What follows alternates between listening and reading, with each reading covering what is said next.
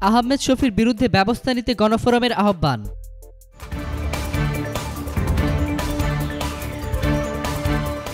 নারীদের নিয়ে অবমাননাকর মন্তব্য করার অভিযোগে হেফাজতে ইসলামের আমির আল্লামা শাহ আহমদ শফীর বিরুদ্ধে আইনি ব্যবস্থা নিতে সরকারকে আহ্বান জানিয়েছেন গণফোরাম। গতকাল এক বিবৃতিতে এ আহ্বান জানান গণফোরামের সভাপতি ড কামাল হোসেন ও সাধারণ সম্পাদক মোস্তফা মহসিন মন্টু। বিবৃতিতে বলা হয়, আহমেদ শফীর মন্তব্য বাংলাদেশের স্বাধীনতা ও সংবিধানের পরিপন্থী।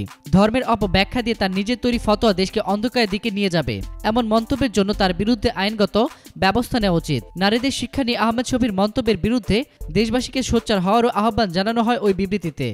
গত শুক্রবার মেয়েদের স্কুল কলেজে না দেওয়ার আহ্বান জানিয়ে আহমদ শফী বলেন, আপনাদের মেয়েদের স্কুল কলেজে দেবেন না, যদিও দেন 4-5 পর্যন্ত পড়াবেন। এর বেশি পড়ালেখা করালে আপনার মেয়েকে পরপুরুষ টানাটানি করে নিয়ে যাবে।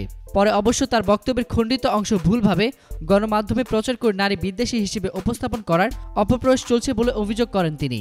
এতক্ষণ ফ্রিকি নিউজের সঙ্গে থাকার জন্য আপনাদের সবাইকে ধন্যবাদ।